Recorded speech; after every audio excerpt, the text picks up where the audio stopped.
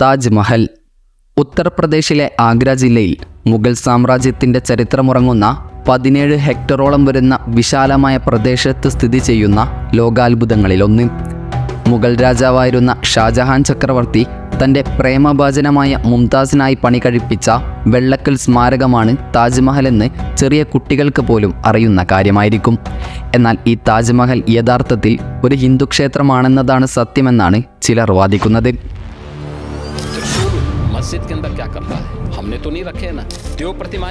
താജ്മഹലിൽ ഉറൂസ് നടത്തുന്നതിനെതിരെ ഹിന്ദു മഹാസഭ. താജ്മഹൽ കുത്തബ്മിനാർ പൊളിച്ച് ക്ഷേത്രം പണിയണമെന്ന അസമിലെ BJP MLA രൂപ് ജ്യോതി കുർമി.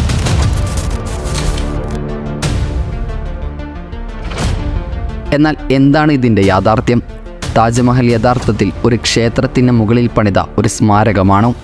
താജ്മഹലിൽ ഒളിഞ്ഞുകിടക്കുന്ന രഹസ്യങ്ങളിലേക്കാണ് ഇന്നത്തെ നമ്മുടെ യാത്ര.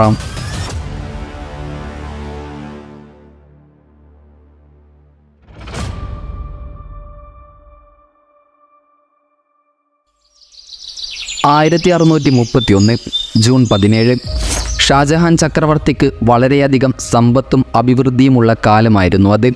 മുഗൾ സാമ്രാജ്യ ചക്രവർത്തിയായിരുന്ന അദ്ദേഹത്തിൻ്റെ 3ാം ഭാര്യയായിരുന്നു മുംതാസ് മഹൽ.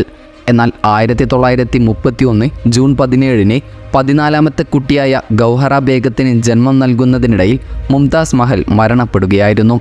അവരുടെ ദാമ്പത്യ ജീവിതത്തിൻ്റെ 19ാം വർഷമായിരുന്നു അത്. അവിടം മുതലാണ് താജ്മഹലിൻ്റെ ചരിത്രം ആരംഭിക്കുന്നത്. ഭാര്യയുടെ മരണം മൂലം അദ്ദേഹം വളരെ ദുഃഖത്തിലാവുകയായിരുന്നു. മുംതാസ് മഹലുമായുള്ള ഷാജഹാൻ്റെ അഗാധമായ പ്രേമമാണ് താജ്മഹൽ പണിയുവാനുള്ള പ്രേരണയായി മാറിയത്. താജ്മഹലിൻ്റെ പണികൾ മുംതാസിൻ്റെ മരണത്തിന് ശേഷം ഉടൻ തന്നെ തുടങ്ങുകയായിരുന്നു. 1648 ഒരു അടിസ്ഥാന ശവകുടീരം പണിതു തീർത്തു. പിന്നീട് ഇതിനു ചുറ്റുമുള്ള ഉദ്യാനങ്ങളും അനുബന്ധ കെട്ടിടങ്ങളും പിന്നീടുള്ള 5 വർഷങ്ങൾ കൊണ്ടാണ് പണി തീർത്തത്. പൂർണ്ണമായി താജ്മഹലിൻ്റെ പണി ഏകദേശം 1632 തുടങ്ങി 1653 തീർന്നു എന്നാണ് കണക്കാക്കപ്പെടുന്നത്. 10,000-കണക്കിന് തൊഴിലാളികൾ ചേർന്നാണ് ഇതിൻ്റെ നിർമ്മാണം പൂർത്തീകരിച്ചത്. ഉസ്താദ് അഹമ്മദ് ലഹോറിയാണ് ഇതിൻ്റെ പ്രധാന ശില്പിയായി അറിയപ്പെടുന്നത്. താജ്മഹൽ പേർഷ്യൻ സംസ്കാരത്തിൻ്റെയും മുഗൾ സംസ്കാരത്തിൻ്റെയും വാസ്തുവിദ്യകളുടെ ഒരു സങ്കലനമാണ്.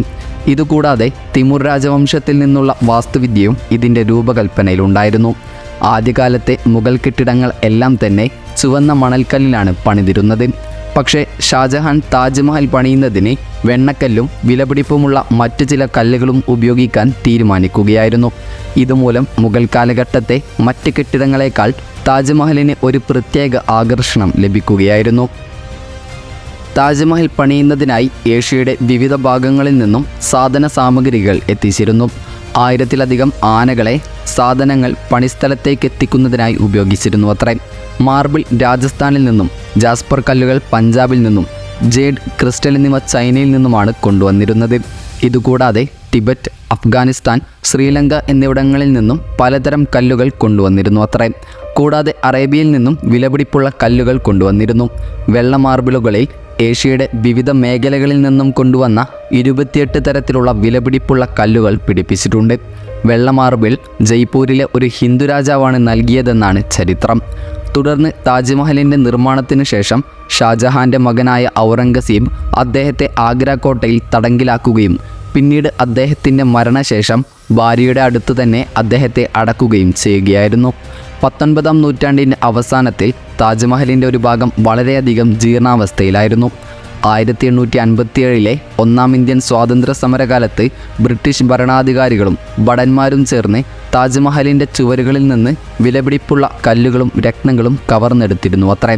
19ാം നൂറ്റാണ്ടിൻ്റെ അവസാനത്തിൽ ബ്രിട്ടീഷ് വൈസ്രോയി താജ്മഹലിൻ്റെ പുനർനിർമ്മാണത്തിനായുള്ള ഉത്തരവ് പുറപ്പെടുവിച്ചു. തുടർന്ന് അദ്ദേഹത്തിൻ്റെ ഉത്തരവനുസരിച്ച് നടന്ന പുനരുദ്ധാരണം 1908 അവസാനിക്കുകയായിരുന്നു.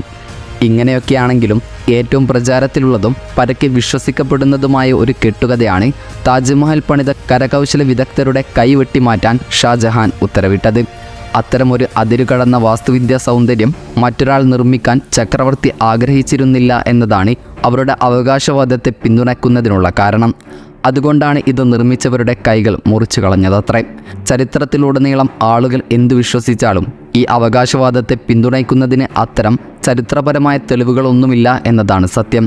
പക്ഷേ ഈ മഹത്തായ മഹലിൻ്റെ നിർമ്മാണവേളയിൽ ആയിരക്കണക്കിന് ആളുകൾക്ക് ജീവൻ നഷ്ടപ്പെട്ടു എന്നത് ഒരു വസ്തുതയാണ്. ഇങ്ങനെ ഒരുപാട് ചരിത്രങ്ങൾ ഉറങ്ങിക്കിടക്കുന്ന താജ്മഹൽ വർഷം തോറും 2 മുതൽ 4 ദശലക്ഷം ആളുകൾ സന്ദർശിക്കുന്നുണ്ടെന്നാണ് കണക്ക്. ലോകത്തിലെ 7 മഹാത്ഭുതങ്ങളുടെ പട്ടികയിലും താജ്മഹലുണ്ട്. ഏതായാലും ആദ്യം ചോദിച്ച ചോദ്യത്തിലേക്ക് വരികയാണെങ്കിൽ, താജ്മഹലിൻ്റെ ഈ ചരിത്രത്തിലെവിടെയും ഹൈന്ദവവുമായി ബന്ധപ്പെട്ട ക്ഷേത്ര നിർമ്മാണത്തിൻ്റെയോ ഹൈന്ദവ പശ്ചാത്തലങ്ങളോ നമുക്ക് കാണാൻ കഴിയില്ല. അതിനാൽ തന്നെ ഇന്ന് താജ്മഹലിനെതിരെ ഉന്നയിക്കുന്ന ആരോപണങ്ങൾ എല്ലാം തന്നെ കഴമ്പില്ലാത്തതാണെന്ന് നമുക്ക് മനസ്സിലാക്കാം. എന്നാൽ ഇന്നത്തെ ഇന്ത്യയുടെ ഭരണം വിലയിരുത്തിയാൽ താജ്മഹലും താമസിയാതെ തന്നെ ഒരു രാമക്ഷേത്രമായി മാറിയേക്കാം എന്നത് മറ്റൊരു സത്യം. ഏതായാലും നിങ്ങളുടെ അഭിപ്രായങ്ങൾ കമൻറ്റ് ചെയ്യാൻ മറക്കരുത്. അപ്പോൾ മറ്റൊരു ഇൻഫോർമേറ്റീവായ വീഡിയോയുമായി വരുന്നത് വരെ ഗുഡ് ബൈ.